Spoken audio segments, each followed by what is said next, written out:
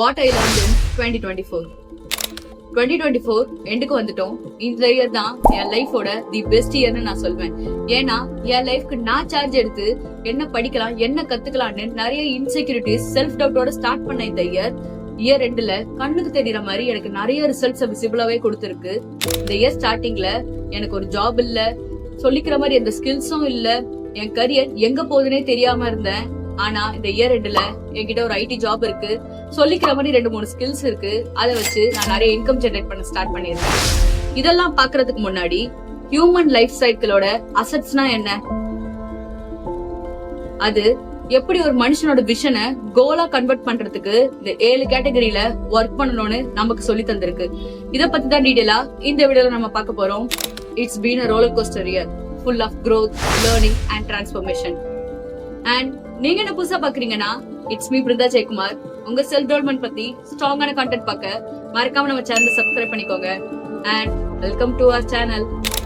இதுதான் human life cycle. இந்த 7 கேட்டகரிஸை பத்தி தான் இந்த வீடியோல டீடைலா பார்க்க போறோம். First one, health, both physical and mental. First, என்னோட பிசிக்கல் ஹெல்த்துக்காக நான் ஸ்டார்ட் பண்ண ஒரு விஷயம் தான் gym. As a middle class girl, சின்ன வயசுல இருந்து ஜிம்னா ஒரு பயங்கர பிரமிப்பா பார்த்த ஒரு பொண்ணு நானு. ஜிம்னாலே பாய்ஸ் தாங்கிற கல்ச்சர்ல இருந்து வந்தேன்னா ஃபர்ஸ்ட் என்னோட சொந்த காசை பே பண்ணி இயர்லி சப்ஸ்கிரிப்ஷன் வாங்கி ஒரு ஜிம் ஜாயின் பண்ணேன். ஷூஸ் எப்படி வாங்கணும், கம்ஃபர்டபுளான க்ளாத் எப்படி வாங்கணும், இன்னர்ஸ் எப்படி வாங்கணும், அதெல்லாம் நமக்கு கம்ஃபர்டபுளா இருக்கணும் ஒர்க் அவுட் பண்றதுக்கு அப்படின்னு தேடி நிறைய கத்துக்கிட்டேன். எல்லார்கிட்டையும் கேட்டு எந்த மாதிரி ஜிம் ஜாயின் பண்ணலாம், எதெல்லாம் இருந்தா கம்ஃபர்டபுளா இருக்கும், எதெல்லாம் இருந்தா நம்ம ஒர்க் அவுட் பண்றதுக்கு வந்து நல்லா இருக்கும் அப்படின்ட்டு நிறைய தேடி என்னை சுத்தி ஒரு 8 to 10 ஜிம்மு வந்து நான் தேடினேன். நிறைய வெறும் கேர்ள்ஸ் மட்டும் இருக்கிற ஜிம்மு, யூனிசெக்ஸ் ஜிம்மு, அந்த மாதிரிலாம் நிறைய பார்த்தேன். எல்லாத்தையும் பார்த்ததுல என்னோட ஒரு செக்லிஸ்ட் எல்லாம் ஃபில் பண்ணி ஜிம் ஆல்ரெடி போறவங்க கிட்ட சஜஷன் கேட்டதுல நிறைய பேர் ரெக்கமெண்ட் பண்ணது வந்து ஸ்லாம் ஜிம் தான். இது ப்ரொமோஷன்லாம் ஒன்றும் கிடையாது, என்னோட எக்ஸ்பீரியன்ஸ்ல இருந்து நான் சொல்றேன். நான் இப்ப கரெக்டா ஸ்லாம் ஜிம்ல தான் போயிட்டு இருக்கேன். ஏன்னா எனக்கு இதுக்கு முன்னாடி ஜிம்மை பத்தியும் ஹெவி மிஷின்ஸை பத்தியும் சுத்தமா நாலேஜ் கிடையாது. நமக்கு நிறைய பேர் வந்து புதுசா போறவங்க நம்மளும் வந்து பெரிய வெயிட்லாம் தூக்கலாம் அப்படின்னு நினைச்சு தூக்கி போட்டு இன்ஜூர் பண்ணிக்கிறதெல்லாம் நிறைய பேர் நான் பார்த்திருக்கேன். ஆனா நான் போற ஜிம்ல நிறைய மாஸ்டர்ஸ் நிறைய ஃப்ரீயாவே நமக்கு கைட் பண்றாங்க, நமக்கு டிரான்ஸ்ஃபர்மேஷனுக்கு நிஜமாவே ஹெல்ப் பண்றாங்க. என் பக்கெட் லிஸ்ட்ல ஒரு முக்கியமான பாயிண்ட், என்னோட பிசிக்கல் ஹெல்த்துக்காக நான் ஜிம் ஜாயின் பண்ணது இந்த இயரோட ஒரு பெஸ்ட் அச்சீவ்மெண்டா நான் நினைக்கிறேன். என் பிசிக்கல் ஹெல்த்துக்காக நான் கட் பண்ண ரொம்ப முக்கியமான விஷயம் வெளியில சாப்பிட்றத அவாய்ட் பண்றது. ஏன்னா என்னதான் நம்ம ஜிம் போனாலும் ஒர்க் அவுட் பண்ணாலும் அது நம்ம பாடியில வெறும் 20% தான் வந்து ஒர்க் பண்ணும். நம்ம ஒழுங்கான டயட்ல இல்லைன்னா, ஒழுங்கான இன்டெக்ஸ் கரெக்டா இல்லைன்னா நம்ம பாடி எப்பவுமே ஒரு சேஞ்ச் வராது. நான் நிறைய கத்துக்கிட்டேன். Junk, sugar, processed food, oil items எல்லாமே மொத்தமா அவாய்ட் பண்ண ஸ்டார்ட் பண்ணேன். வீட்டுல குக் பண்றது தான், அதுவும் நான் குக் பண்றது தான் நான் சாப்பிட ஸ்டார்ட் பண்ணேன். ஆஃபீஸ்க்கு அதான் கொண்டு போவேன், வீட்டுல இருக்கும் போது நான் தான் சாப்பிடுவேன், எல்லாருக்கும் அதான் கொடுப்பேன். நிறைய வெஜ்ஜஸ், ஃபைபர்ஸ், நட்ஸ், ப்ரோட்டீனுக்கு சிக்கன், முட்டை, பயிர் வகைகள் இதெல்லாம் தான் நிறைய சாப்பிட ஸ்டார்ட் பண்ணேன். ஃப்ரூட்ஸ் எல்லாமே வந்து என்ன நமக்கு கிடைக்குதோ சீசனலா பக்கத்துல என்ன கிடைக்குதோ அதான் வாங்கி சாப்பிட ஸ்டார்ட் பண்ணேன். எதுவுமே வந்து வெளியில சாப்பிட்றத மொத்தமா அவாய்ட் பண்ண ஸ்டார்ட் பண்ணிட்டேன். இப்போ வெயிட் லாஸ்ல இருக்கிறதுனால ரைஸ் சாப்பிட்றத கூட சுத்தமா குறைச்சிக்கிட்டேன். வீக்லி 2 to 3 days மட்டும் தான் ரைஸ், அதுவும் கொஞ்சமா தான் எடுத்துப்பேன், இல்லைன்னா அது கூட எடுத்துக்க மாட்டேன். ரைஸ் சாப்பிட்றத மொத்தமா கம்மி பண்ணிட்டேன். முடிஞ்ச அளவுக்கு ஹைட்ரேட்டா இருக்கிறதுக்கு நிறைய தண்ணி குடிக்க ஸ்டார்ட் பண்ணேன். இதெல்லாம் என் லைஃப்ல என்னோட பாடியில நிறைய விசிபிளான ஒரு சேஞ்சஸ் வந்து எனக்கு கொடுக்க ஸ்டார்ட் பண்ணுச்சு. ஸ்கின் நல்லா க்ளோ ஆச்சு, ஈவனா இருக்க மாதிரி ஸ்டார்ட் ஆச்சு, நல்லா தூங்க முடிஞ்சது. நிறைய ஹெவி ஒர்க் அவுட்ஸ் எல்லாம் போட்டு நம்ம வந்து ஒர்க் பண்றதுனால 8 hours ஸ்லீப் கொடுக்கலன்னா அடுத்த நாள் நம்ம ஒர்க்கே பண்ண முடியாது. அதனால நல்லா தூங்க ஸ்டார்ட் பண்ணிட்டேன். இதெல்லாம் தான் என் பிசிக்கல் ஹெல்த்துக்கு நான் ஸ்டார்ட் பண்ண இந்த இயரோட ஒரு பெஸ்ட் அச்சீவ்மெண்ட்ஸா நான் நினைக்கிறேன். Second one, mental health. என் மென்டல் ஹெல்த்தை காப்பாத்திக்கிறதுக்கு இந்த 4 விஷயத்தை தான் நான் ரெகுலரா பண்ண ஸ்டார்ட் பண்ணேன். ஃபர்ஸ்ட் ஒன், எக்ஸல் போடுறது.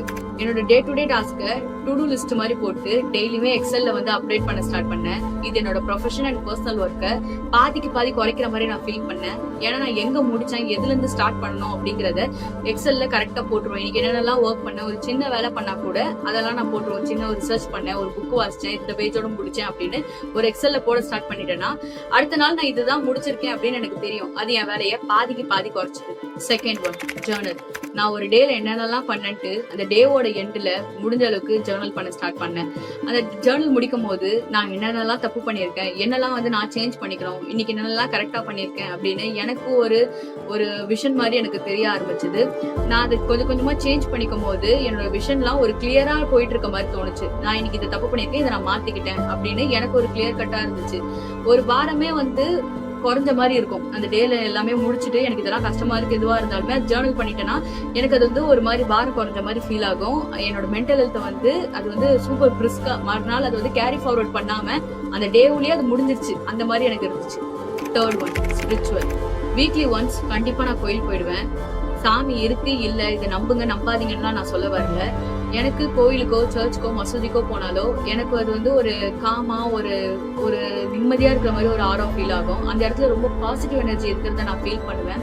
நமக்கு மேல ஒரு பவர் இருக்கு. அந்த பவர் கிட்ட நான் எனக்கு இதெல்லாம் நடக்குது நீ பாத்துக்கோ அப்படின்னு என்ன நானே ஒப்படைச்ச மாதிரி ஒரு ஃபீல் ஆகும். அந்த வீக்லி ஒன்ஸ் அந்த கோயிலுக்கு போயிட்டு ஒரு 1/2 hour டைம் ஸ்பெண்ட் பண்ணுவோம். அந்த இடத்துலயும் வந்து நான் நிறைய வந்து இந்த ஸ்பிரிச்சுவல் கிட்ட நான் பேசுற மாதிரி இருக்கும். கடவுளை நீ தான் பாத்துக்கணும், எனக்கு இதெல்லாம் நடக்குது, எனக்கு சுத்தி இருக்கவங்களுக்கு இதெல்லாம் நடக்குது, எல்லாரையும் பாத்துக்கோ, எல்லாரும் நல்லா இருக்கணும் அப்படின்ட்டு நிறைய நான் பேசுற மாதிரி இருக்கும். அதை பேசிட்டு வெளியில வந்தேன்னா அதுவும் வந்து எனக்கு ரொம்ப ஒரு காமா இருக்கும். எல்லாத்தையுமே நான் வந்து உங்ககிட்ட ஒப்படைச்சிட்டேன் அப்படின்னு சொல்ற மாதிரி இருக்கும். இதுவும் என் மென்டல் ஹெல்த்துக்கு சூப்பர் ஹெல்ப் பண்ணும். வீக்லி ஒன்ஸ் வந்து டீடாக்ஸ் பண்ண மாதிரி இருக்கு. Fourth one, silence. சைலன்ஸ் பத்தி நம்ம வீடியோல நிறைய பேசியிருக்கோம். இந்த இயர் தான் அதை நான் வந்து ரொம்ப வந்து விசிபிளா பாக்குறேன். ஏன்னா தேவையில்லாம அந்த இடத்துல வந்து பேசுறதையோ மத்தவங்க பேசுறதுக்கு ரியாக்ட் பண்றதையோ நான் மொத்தமா வந்து குறைச்சிக்கிட்டேன். ரொம்ப அமைதியாக ஆரம்பிச்சிட்டேன். நீங்க என்ன வேணா பேசுங்க அப்படின்ட்டு நான் ரொம்ப அமைதியாக ஆரம்பிச்சிட்டேன். அப்படி நான் அமைதியா இருந்தேன்னா அந்த இடத்துல வந்து அவங்களுக்கும் எனக்கும் ஏதாவது ஒரு ஆர்கியூமெண்ட் வர்றதோ வாக்குவாதம் வர்றதையோ அதை அங்கேயே வந்து கட் டவுன் பண்ண முடிஞ்சது. இல்ல நான் ஏதாவது கோவப்பட்ட ஒரு வார்த்தை விட்டேன்னா அவங்க மனசுல அது வந்து ஒரு இதுவாயிடும், ஸ்கார் ஆயிடும். அதை வந்து தடுக்கிறதுக்கும் வந்து இந்த சைலன்ஸ் வந்து பயங்கரமா ஹெல்ப் ஆச்சு. நான் அமைதியாயிட்டேன்னா அந்த இடத்துல அது அதோட முடிஞ்சு போச்சு, அவ்வளவுதான். அதுக்கப்புறம் அது வந்து இது கண்டினியூ பண்ணாம என்னோட மென்டல் பீஸை முடிஞ்ச அளவுக்கு காப்பாத்தி அந்த இடத்துல இருந்து ஓடி வந்துருவேன். சைலன்ஸ் வந்து என்னோட மென்டல் பீஸை காப்பாத்திக்கிறதுக்கு தி மோஸ்ட் ஃபேவரட் ஒரு டானிக் மாதிரி ஆயிடுச்சு எனக்கு. Second one, knowledge and skills. 2024 தான் நான் நிறைய ஸ்கில்ஸை லேர்ன் பண்ணிக்கிட்டேன்.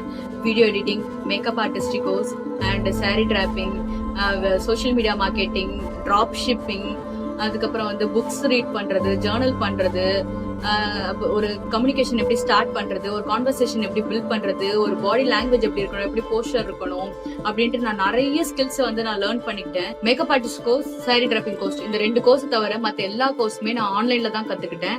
அதுதான் என் லைஃப் நெக்ஸ்ட் லெவல் கொண்டு போறதுக்கு எனக்கு பயங்கர ஹெல்ப்ஃபுல்லா இருந்துச்சு. முடிஞ்ச அளவுக்கு டெய்லி இன்ஃபர்மேட்டிவான கான்டென்ட்டை படிக்க ஸ்டார்ட் பண்ணேன். அது என் லைஃப்க்கு வந்து நிறைய சேஞ்சஸ் கொடுக்க ஸ்டார்ட் பண்ணுச்சு. இப்போ நான் என்னென்னலாம் பண்றேனோ அதுக்கு ரிலேட்டடா யாரெல்லாம் வந்து அதுல வந்து நல்ல வெல் பெர்ஃபார்ம்டா இருக்காங்களோ அவங்களோட கான்டென்ட் தான் படிக்க ஸ்டார்ட் பண்ணேன். யாரெல்லாம் ரியலா பிசினஸ் பண்றாங்களோ அவங்களோட கான்டென்ட். இப்போ நான் ஸ்கின் கேர் பண்ணிட்டு இருக்கேன். அதுக்கான டாக்டர்ஸ் என்னென்ன சஜஸ்ட் பண்றாங்களோ, ஸ்கின் டைப்னா என்ன, கலர் வீல்னா என்ன அப்படின்னு ஒரு டாக்டர் சொல்றதுக்கு ஒரு இன்ஃபுளுசர் சொல்றதுக்கு நிறைய டிஃபரெண்ட் இருக்கு. சோ நான் டாக்டர்ஸோட கான்டென்ட் தான் கன்சியூம் பண்ண ஸ்டார்ட் பண்ணேன். சின்ன சின்ன விஷயம் தான் அது எனக்கு எங்கேயோ ஒரு இடத்துல வந்து யூஸ் ஆக ஸ்டார்ட் ஆச்சு. அண்ட் அடுத்த முக்கியமான விஷயம் வந்து நான் புக்ஸ் ரீட் பண்ண ஸ்டார்ட் பண்ணது. முடிஞ்ச அளவுக்கு இப்ப ட்ரெயின்ல மெட்ரோல எல்லாம் போகும்போது கூட இ புக் வச்சு அதுல வந்து ஒரு டெய்லி ஒரு 5 பேஜ் படிச்சா கூட பெரிய விஷயம். அதை கூட படிக்க ஸ்டார்ட் பண்ணேன். நமக்கு வந்து மைண்ட் வந்து டிஸ்ட்ராக்ட் ஆகாம போன் நிறைய நம்ம இன்ஃப்ளூயன்ஸ் ஆகாம முடிஞ்ச அளவுக்கு ஒரு கான்டென்ட், இன்ஃபர்மேட்டிவான கான்டென்ட் நம்ம கன்சியூம் பண்றதுக்கு இந்த மாதிரி விஷயம்லாம் நமக்கு நிறைய ஹெல்ப் ஆச்சு. அப்பதான் நம்ம வந்து முடிஞ்ச அளவுக்கு நம்ம ஸ்கில்ஸை லேர்ன் பண்ணிக்கிறதுக்கும் ஸ்கில்ஸை அப்கிரேட் பண்ணிக்கிறதுக்கும் நம்ம லைஃப் கரியருக்கும் நிறைய ஹெல்ப்ஃபுல்லா இருந்துச்சு. நான் படிச்சது மாஸ்டர் ஆஃப் காமர்ஸ். ஆனா நான் இப்போ ஒர்க் பண்ணிட்டு இருக்கிறது ஒரு ஐடி கம்பெனில சோஷியல் மீடியா மேனேஜர். அதுக்கும் என்னோட ஸ்கில்ஸ் தான் ரொம்ப முக்கியமான விஷயம். இந்த ஃபர்ஸ்ட் நான் 6 மாசம் கத்துக்கிட்டது அடுத்த 6 மாசம் ஜூன்ல இருந்து நான் ஒரு ஐடி கம்பெனில நான் பிளேஸ் ஆகிறதுக்கும் பயங்கரமா ஹெல்ப் பண்ணிருக்கு. Third one, time. என் லைஃப்லயே இந்த 2024 தான் நான் நிறைய நோ சொல்லியிருக்கேன். பிகாஸ் என் டைமை காப்பாத்திக்கிறதுக்கு எல்லாருக்கும் ஒரு ப்ரியாரிட்டிஸ் இருக்கும். நம்ம லைஃப்ல எப்படின்னா பெஸ்டா வரணும்னு ஒரு டிரான்ஸ்ஃபர்மேஷனுக்காக வெயிட் பண்ணிட்டு இருக்கோம். அதுக்கு நிறைய ஹார்ட் ஒர்க் பண்ணிட்டு இருக்கோம். அதுவும் இப்போ ஒர்க் போக ஸ்டார்ட் பண்ணதுல சுத்தமா டைமே இல்லாம போச்சு. அப்படியே கொஞ்சம் டைம் இருந்தாலும் அது தூங்குறது தான் யூஸ் ஆச்சு. இதை எப்படின்னா கண்ட்ரோல் பண்ணணும்னு ஃபர்ஸ்ட் நான் பண்ணது எல்லா ஆப்ஸ்லயுமே 15 மினிட்ஸ்க்கு டைமை செட் பண்ண ஸ்டார்ட் பண்ணிட்டேன். இன்ஸ்டா, யூடியூப், ஃபேஸ்புக்னு எதுவா இருந்தாலும் 1 டேக்கு 15 மினிட்ஸ் தான் ஆக்சஸ் இருக்கு. இது என்னோட ஸ்கிரீன் டைமை பாதிக்கு பாதி குறைச்சிது. ஒர்க் பண்ணும்போது தேவையில்லாம டைம் வேஸ்ட் பண்ணக்கூடாதுன்னு நான் ஃபாலோ பண்ண ஸ்டார்ட் பண்ணதுதான் போமோடோரோ டெக்னிக். என்னோட போன், லேப்டாப், ஆஃபீஸ் சிஸ்டம்ல கூட இந்த போமோடோரோவை பார்க்கலாம். 25 minutes work, 5 minutes break. 4 session முடிஞ்சதுக்கு அப்புறம் 15 மினிட்ஸ் லாங் பிரேக். இது என் ஒர்க் எஃபிஷியன்சியை பயங்கரமா பூஸ்ட் பண்றத நான் கண் கூட பாத்திருக்கேன். சில டைம்ல நம்ம ரொம்ப நேரம் உட்காந்து ஒர்க் பண்ணிட்டே இருப்போம், டைம் என்ன ஆகுதுன்னு கூட தெரியாம.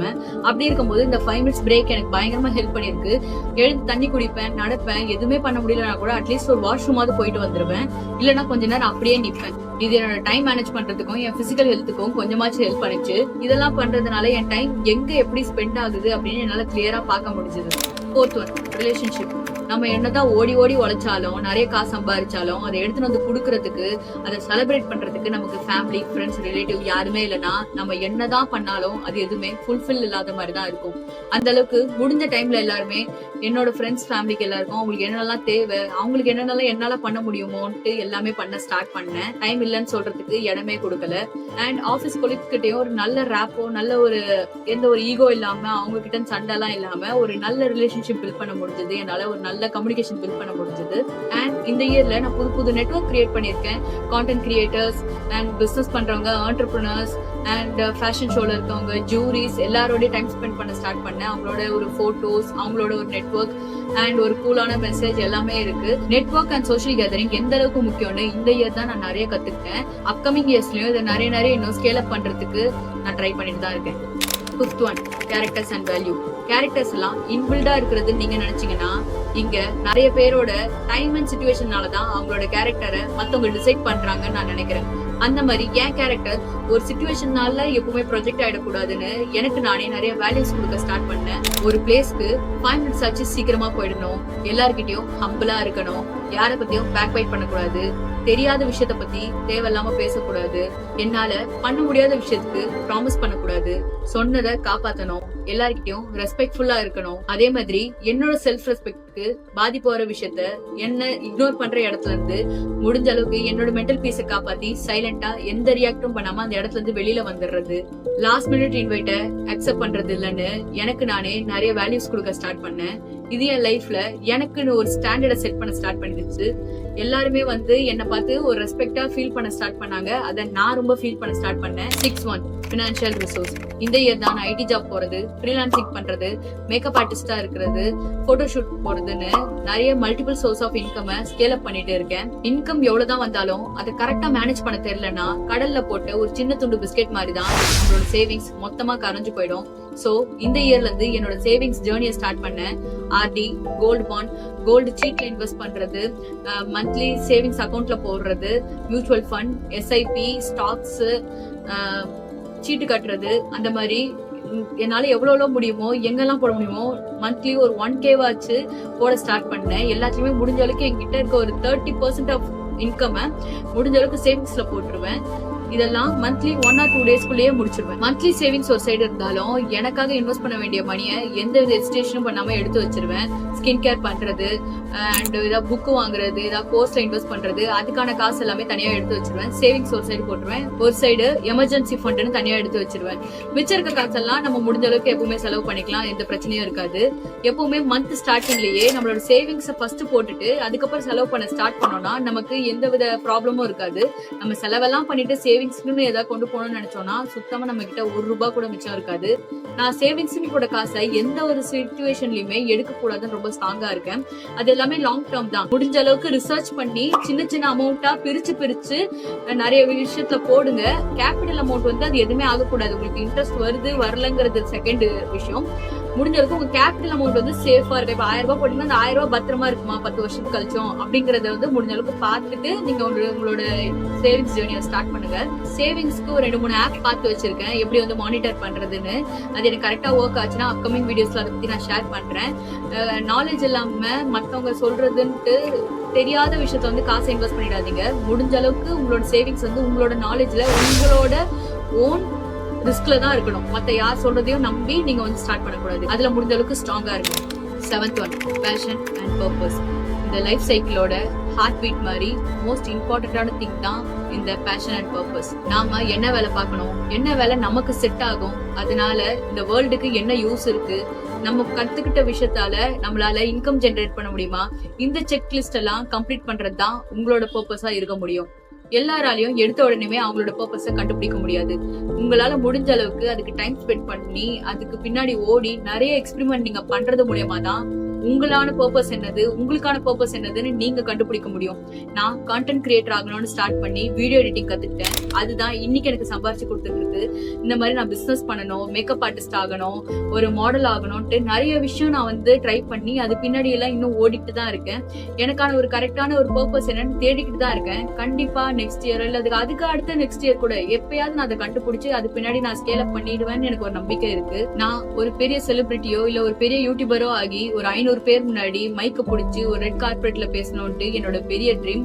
அதுக்கு முன்னாடி இந்த இயர்லயே நான் ஒரு 25 மெம்பர்ஸ் முன்னாடி ஒரு செல்ஃப் க்ரூமிங் கிளாஸ் எடுத்து அதை டெமான்ஸ்ட்ரேட் பண்ணி எல்லாருக்கும் பிடிச்ச மாதிரி ஒரு அவார்ட் கூட நான் வாங்கியிருக்கேன். அண்ட் இந்த இயரோட ஒரு பெரிய பிளெஸிங்ஸா நான் நினைக்கிறது, நான் கிறிஸ்மஸ்க்கு முன்னாடி சரவணா ஸ்டோர்ஸ் போயிருந்தேன் ஒரு அர்ஜென்ட்டா ஒரு விஷயம் வாங்கணும்னு சொல்லிட்டு. அப்ப ஒரு பர்சன் என்னை வந்து பார்த்து ரெகக்னைஸ் பண்ணி நான் உங்களோட சப்ஸ்கிரைபர் அப்படின்னு வந்து பேசினாரு. அவர் பேர் கூட ஜான். எனக்கு வந்து ரொம்ப சந்தோஷமா இருந்தது. ஏன்னா ஒரு பட்டிங் ஆர்டிஸ்டா ஒரு பட்டிங் கான்டென்ட் கிரியேட்டரா இருக்கும்போது நமக்கு ஒரு ரெகக்னேஷன் கிடைக்குது, நம்மள ஒருத்தங்க பாக்குறாங்கிறது ரொம்ப ரொம்ப பெரிய விஷயம். எனக்கு அது கிடைச்சது வந்து நான் ரொம்ப பிளெஸிங்ஸா ஃபீல் பண்றேன். இந்த இயர் நான் என்னோட பர்பஸை ஃபாலோ பண்ணும்போது நிறைய விஷயம் நான் கத்துக்கிட்டேன், நிறைய தப்பு பண்ணியிருக்கேன், அதுல இருந்து நிறைய லேர்ன் பண்ணியிருக்கேன். அண்ட் என்னால முடிஞ்ச அளவுக்கு ஸ்கேல் அப் பண்றதுல எனக்கு சில அவார்ட்ஸ் எல்லாம் கிடைச்சிருக்கு. அதெல்லாம் ரெகக்னேஷனா நான் நினைக்கிறேன். அண்ட் அந்த பர்சன் என்கிட்ட வந்து பேசினதுல எனக்கு ஒரு சைடு சந்தோஷமா இருந்தாலும் ஒரு சைடு கில்ட்டா இருந்தது. நான் யூடியூப்காக பெருசா எதுவுமே பண்ண முடியலையேன்னு. அண்ட் நெக்ஸ்ட் இயர்ல இருந்து அதுக்காக நிறைய உழைக்கணும்னு நினைச்சிட்டு இருக்கேன். அண்ட் அவர் கேட்ட மாதிரி லா வீடியோஸும் கண்டினியூஸா வந்து போஸ்ட் பண்ணிடுவேன். அண்ட் இதுக்கெல்லாம் நான் தகுதியான ஆளா இன்னைக்கு இல்லைனா கூட நெக்ஸ்ட் இயர்ல இல்ல அதுக்கு நெக்ஸ்ட் இயர்ல அதுக்கான ஸ்கில்ஸை வளர்த்துட்டு நான் ஒரு தகுதியான பர்சனா கண்டிப்பா மாறிடுவேன்னு எனக்கு நம்பிக்கை இருக்கு. இதுதான் என்னோட 2024 ஜேர்னி. இந்த இயர்ல நீங்க என்னென்னலாம் அச்சீவ் பண்ணீங்கன்னு மறக்காம கமெண்ட்ஸ்ல சொல்லுங்க. நெக்ஸ்ட் இயர் நம்ம எல்லாருக்குமே ஒரு பெஸ்ட் இயரா தான் அமையும். நானும் ரெகுலரா வீடியோ போடுவேன். இந்த யூடியூப் ஜேர்னி கண்டிப்பா நெக்ஸ்ட் லெவல் சக்சஸ் ஆகிறதுக்கு என்னால முடிஞ்ச ஹார்ட் ஒர்க் கண்டிப்பா பண்ணுவேன். All the very best for your success guys. நீங்க எல்லாருமே உங்களோட நீஷ்ல என்னெல்லாம் சாதிக்கணும்னு நினைக்கிறீங்களோ அது எல்லாமே இந்த வருஷம் சக்சஸ்ஃபுல்லா பண்ணுவீங்க. ஒரு சக்சஸ்ஃபுல்லான டாப் 1% இந்த 2025ல மாறுவீங்கன்னு நான் எல்லாருக்காகவும் ப்ரே பண்ணிக்கிறேன். Wish you all success and happy new year. And next year நீங்க எப்படியெல்லாம் வந்து டிசைன் பண்ணணும், எப்படியெல்லாம் வந்து உங்க டைம் உங்களோட எனர்ஜியை பக்காவா யூட்டிலைஸ் பண்ணி ஒரு செக்லிஸ்ட் மாதிரி ரெடி பண்ணணும்ட்டு ஒரு வீடியோ வந்து ஸ்கிரிப்ட் பண்ணிட்டு இருக்கேன். அது உங்களுக்கு வேணும்னா மறக்காம 2025 கமெண்ட் போடுங்க. நாளைக்கு வேற வீடியோல பார்க்கலாம். அது வரைக்கும் dream big and stay powerful.